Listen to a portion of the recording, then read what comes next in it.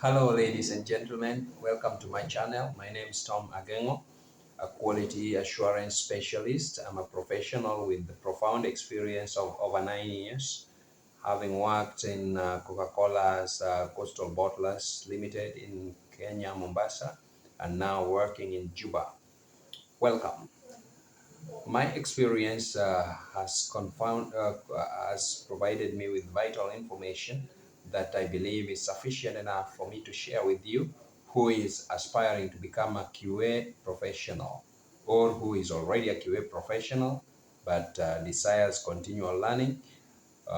Maybe your organization has not given you the opportunity to go for trainings. I'm here for you. Also, this information is important for the public consumers, the people who consume our bottled products, not necessarily the one we deal with in my company right here, but any bottled product like bottled water outside there, be it in Kenya or wherever you're watching me. This information is general, and therefore stay put and listen, and you are going to learn something. Well, let's go. Let's get to business. Well, I'm going to discuss about water treatment. I'm going to base this discussion, this information on water bottling. So I will take a case study of my company. All right. Okay. Let's go. First of all, to begin with, I'm going to take you through the water treatment process. This is a downstream processing of water right from the source up to the bottle. How does it happen? We have different sources of water. We have surface sources and underground sources. So, like for instance, for ours and most companies in Juba, they're using the surface water directly from River Nile.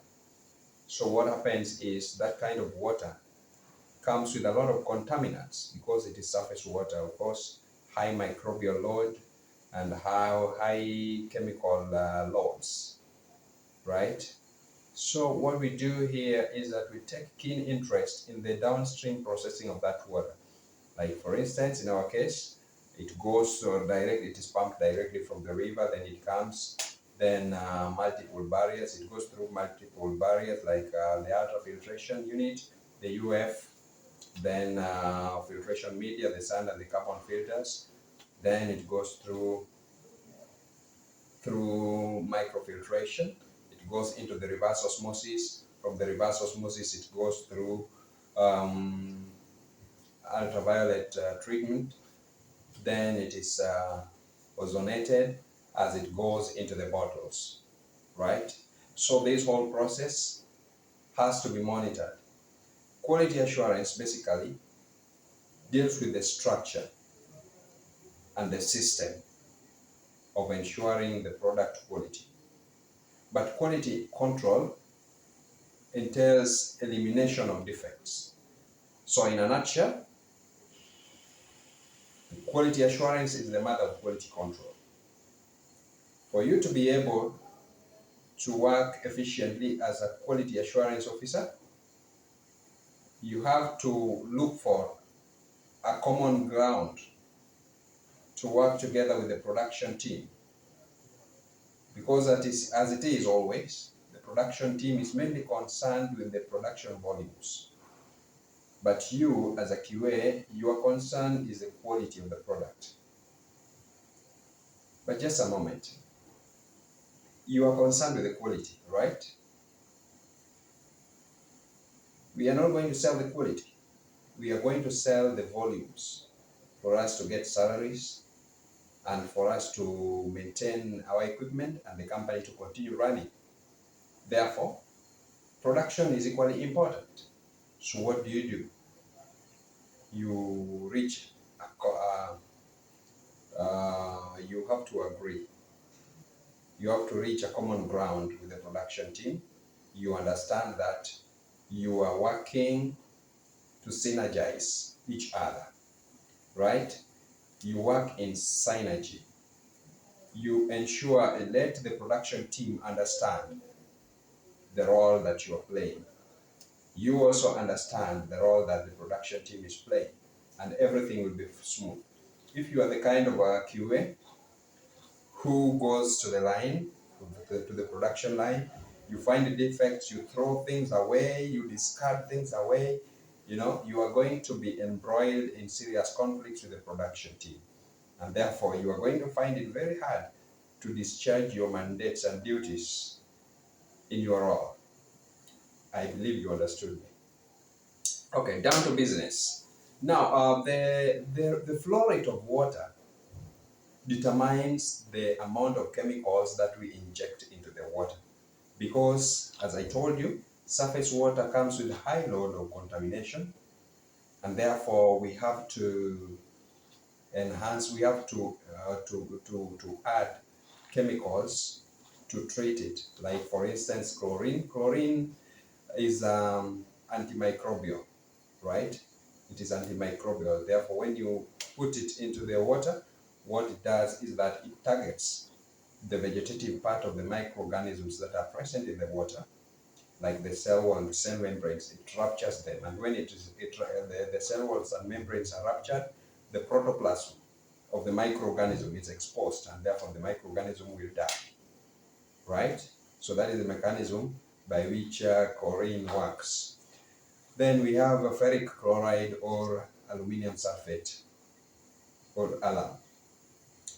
These ones are coagulants and flocculants. Depending on the turbidity of your water, how clear is your water, that is going to determine the volume, the amount of the chemicals you are dosing into the water. Okay? And remember, chlorine and the ferric chloride, these are things that are dosed online. And the chlorine that you're using is either calcium sulfate,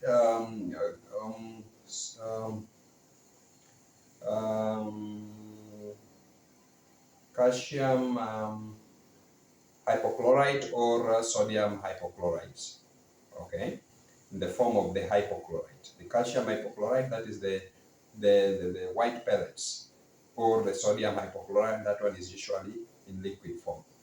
All right, let's continue. Then we also have sodium metabisulfate. Sodium metabisulfate is a dechlorinator.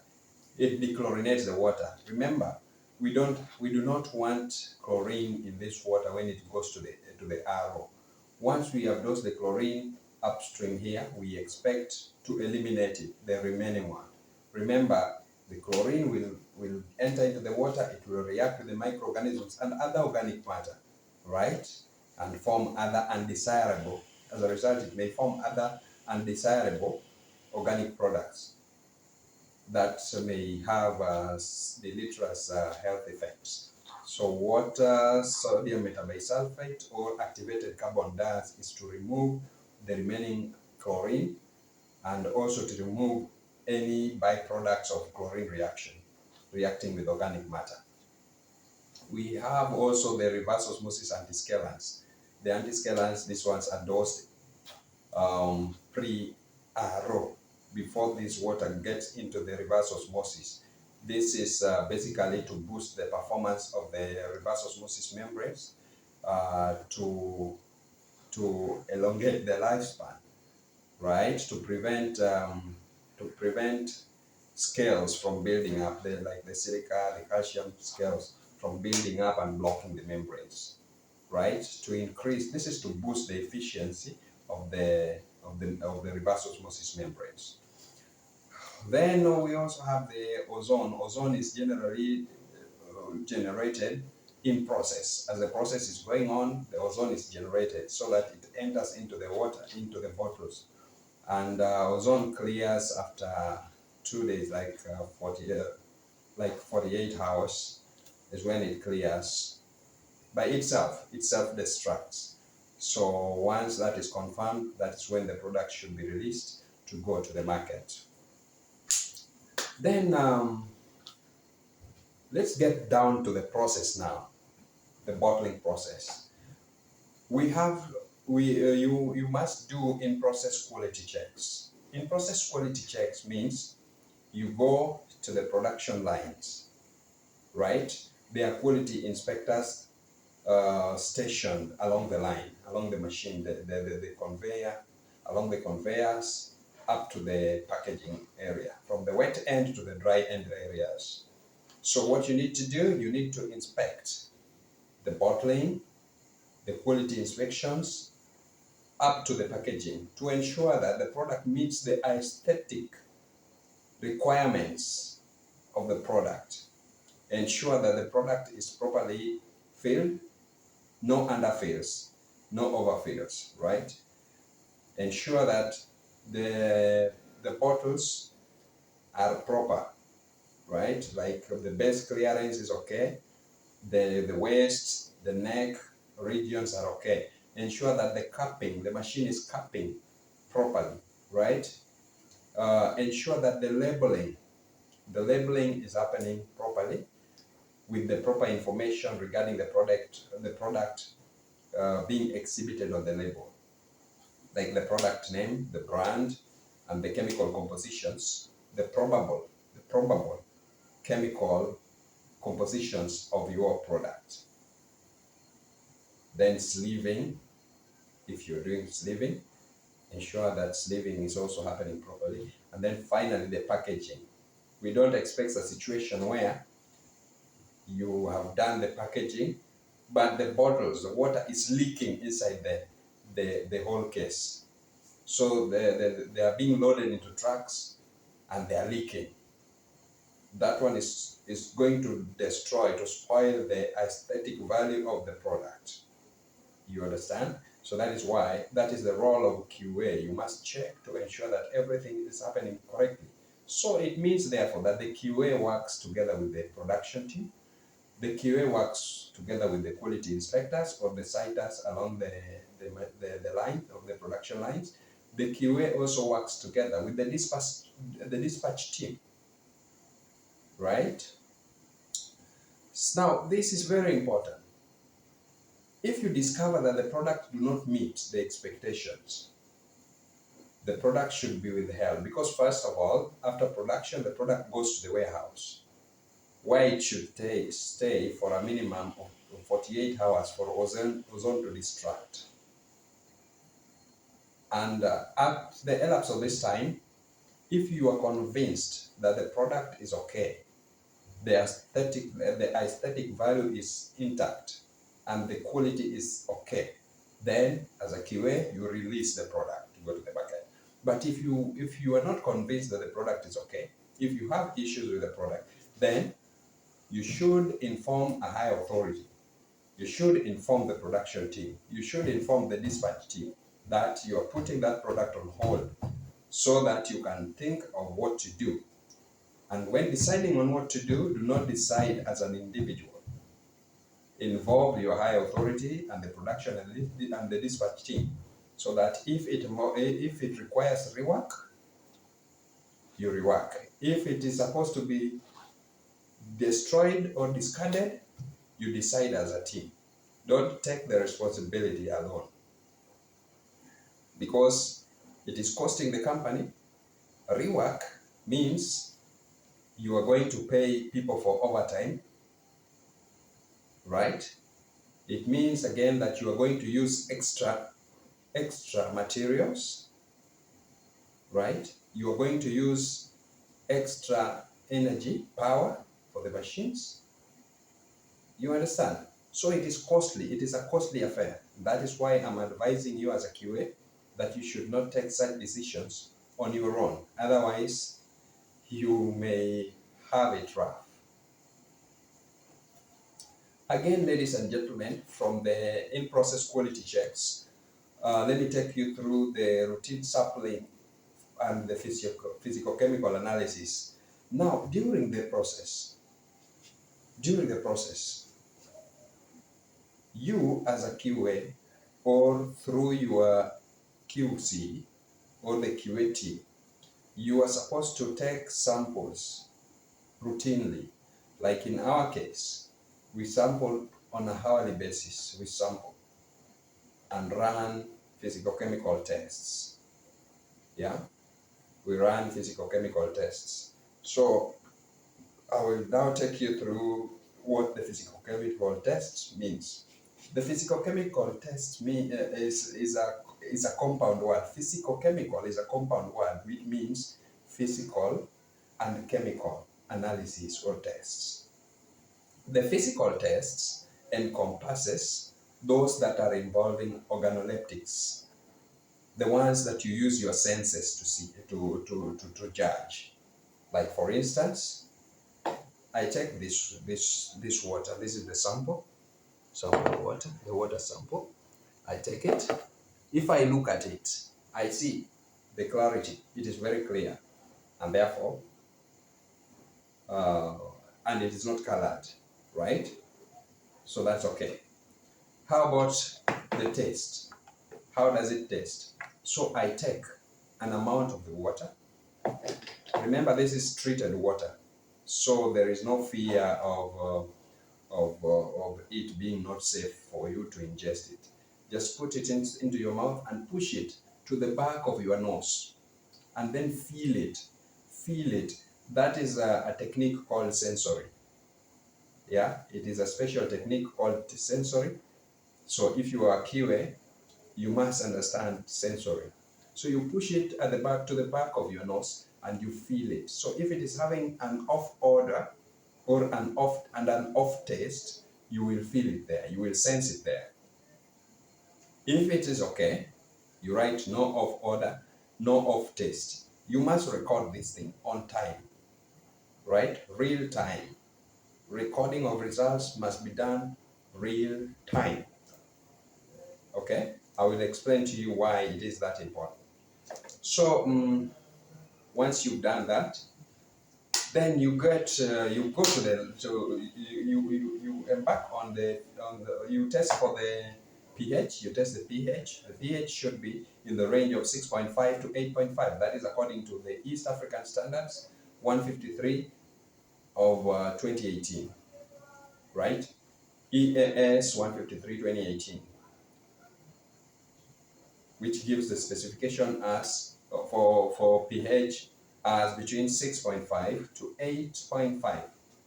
Within that range is fine with the bottled water. You also test the TDS. The TDS should be less than 500, shouldn't exceed 500 ppm.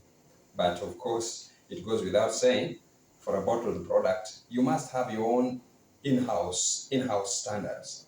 You must have your own in-house standards. Like for us, our in-house standard is 50 ppm. It should not go beyond 50 ppm, right? Yeah, it shouldn't go beyond 50 ppm. So we are working with the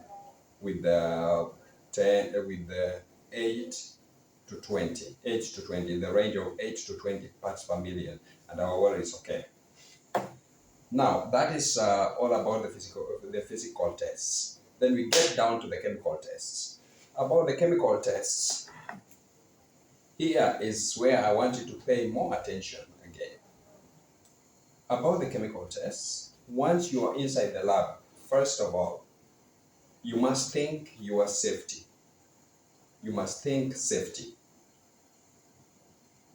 If you look at me here right now, I'm wearing a hairnet. I'm wearing soft latex gloves. I'm wearing a lab coat. The gloves are protecting my hands and my skin from the effects of chemicals that I'm going to handle. The lab coat is protecting the rest of my body. And the hairnet probably is to prevent my hair from falling into the chemicals and the water here. So this is mostly very important, especially when we are making our rounds, when I'm making my rounds on the line. Yeah, I cannot go to the line, to the production area, with my hair open, with my head open. I must close my head, right? That said and done, let's get down to business. So we are done with the OSHAs, the occupational safety and health. Very important. Safety first. Safety first. Safety first. you must ensure you are safe at your workplace. Very, very important.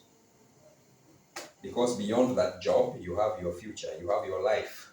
Why should you kill yourself because of that job you are doing today? No.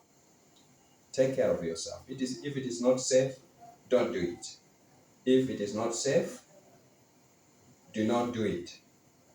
I repeat, if that job or that work or that activity is not safe, do not embark on it.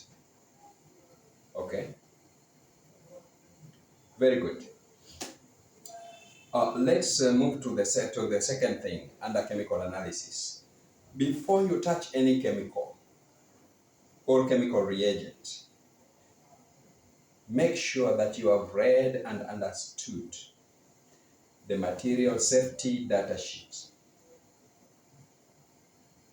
I repeat, ensure you have read and understood the MSDS for that particular chemical reagent that you want to use. What is the MSDS? MSDS stands for Material Safety Data Sheet. It is an information about that reagent or that chemical so that you can understand the chemical composition of that chemical or that reagent, the chemical composition,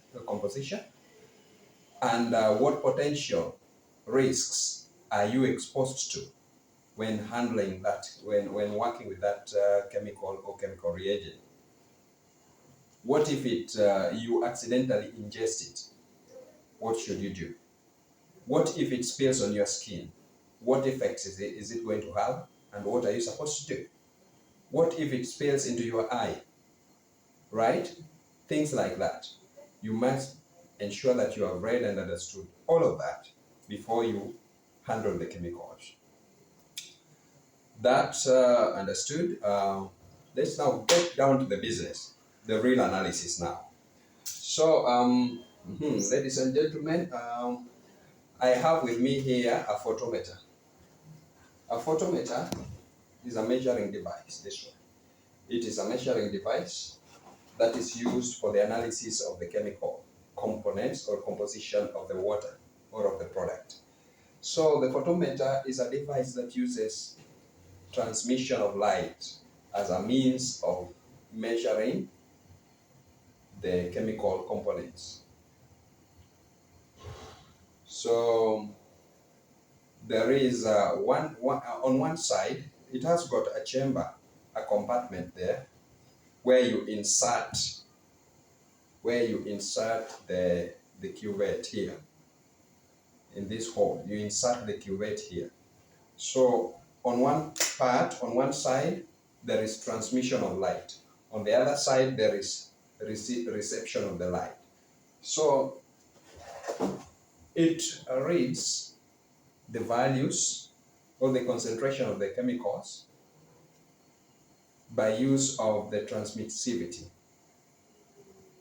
How much light goes past the sample?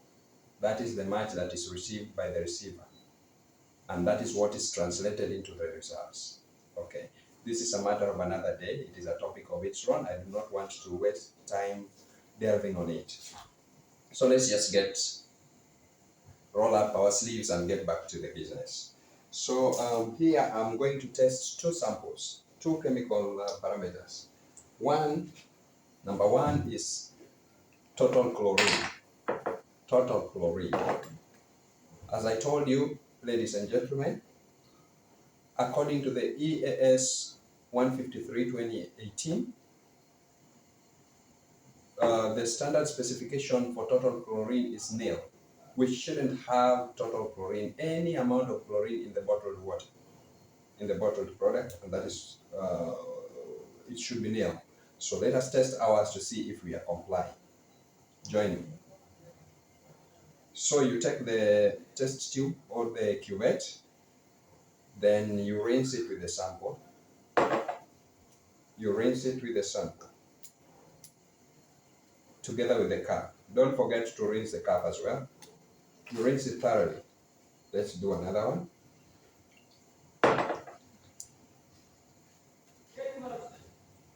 You rinse it thoroughly. And then when you are convinced it is okay, Then you dispense the sample.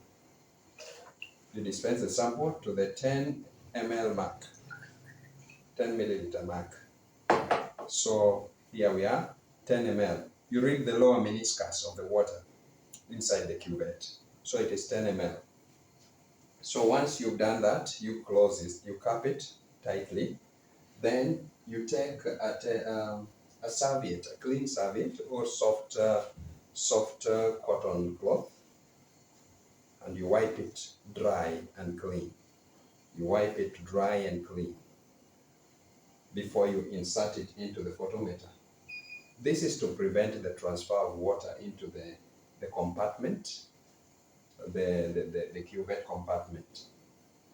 Because if you don't do that, water will settle inside there and it will encourage growth of microbial biofilms and development of other organic deposits that will make that place dirty and therefore interfere with the transmissivity of the light. Okay? And be sure the results that you'll be getting out of that will always be undependable, will always be wrong. So let us first, we have prepared this. This is a blank. We are going to blank using the sample. People do usually confuse. Should you blank with the sample or should you blank with the distilled water? You can do either, right? But I advise you, I recommend that you blank using the sample, because that is when you will see the real difference. You blanked using the sample. So if there is any change on the sample after adding the reagent, then it is going to be realistic, right?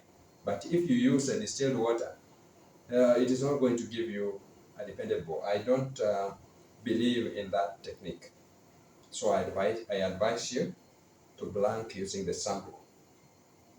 So our blank is ready. So we select total chlorine is fault number 8 on the photometer. So you select 8. It is asking you to insert blank. So we insert our blank and you blank it. You run the blank. The machine is blanking. It is ready. So it is asking us now to insert the sample. So you remove the cuvette. Then you add the sample. The sample, the reagent. DPD4. So we have added the reagent, and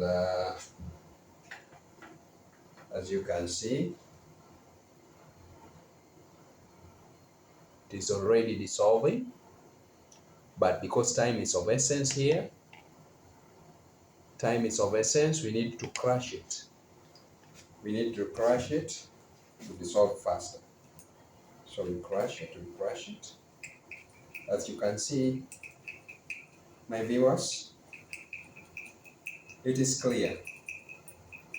It is clear, indicating that there is likely no chlorine residues in this water. If at all there were, pink color could have developed already, but there isn't.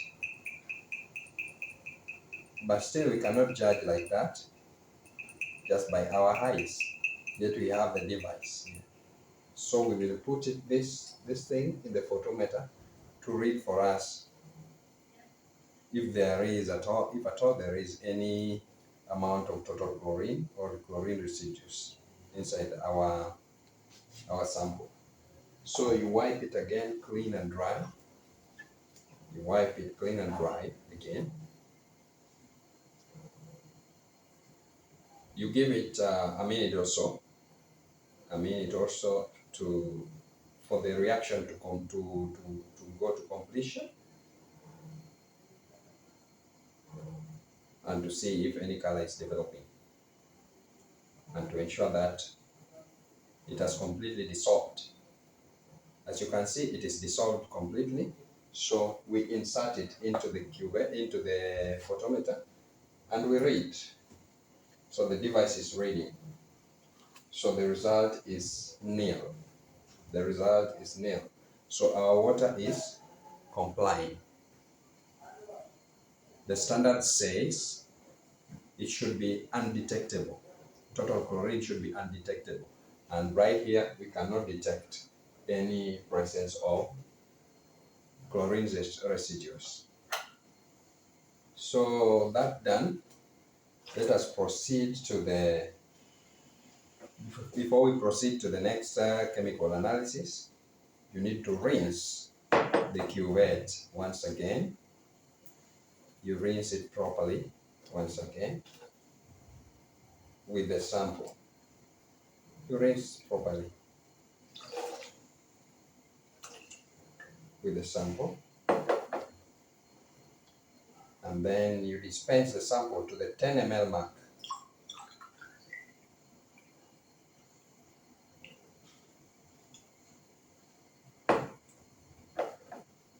You read the lower meniscus, and as you can see, it is at the 10 ml. So you cap it, you close it tightly, then you wipe it clean and dry. You wipe it dry and clean.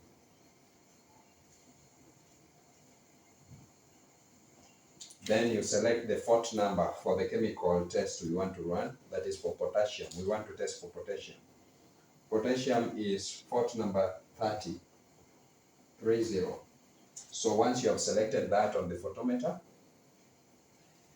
you insert. This is our blank. You insert the blank. You insert the blank into the photometer and you blank it. You blank it.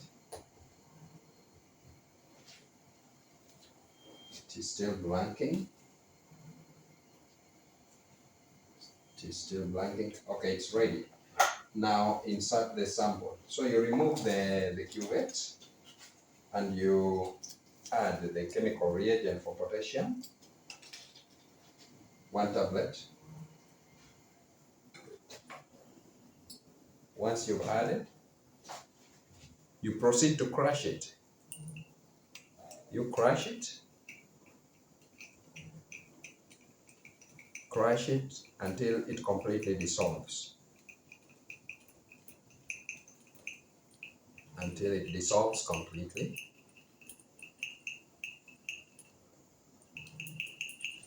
As you can see, it has dissolved completely. There are no residues remaining.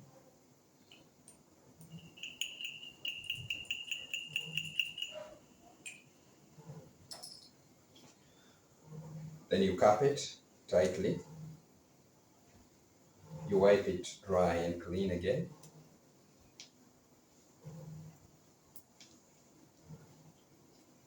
Right, you give it a minute or so for the reaction to go to completion and for the remaining residues to dissolve completely. And when that is done,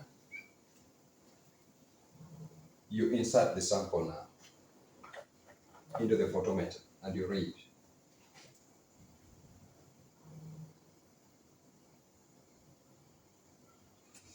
So the potassium concentration in our product is 1.4 parts per million. 1.4 parts per million. What does the standard specification say? The East African 150 or 153 2018 series, it says the concentration should be not more than 50 parts per million. 50 parts per million and below.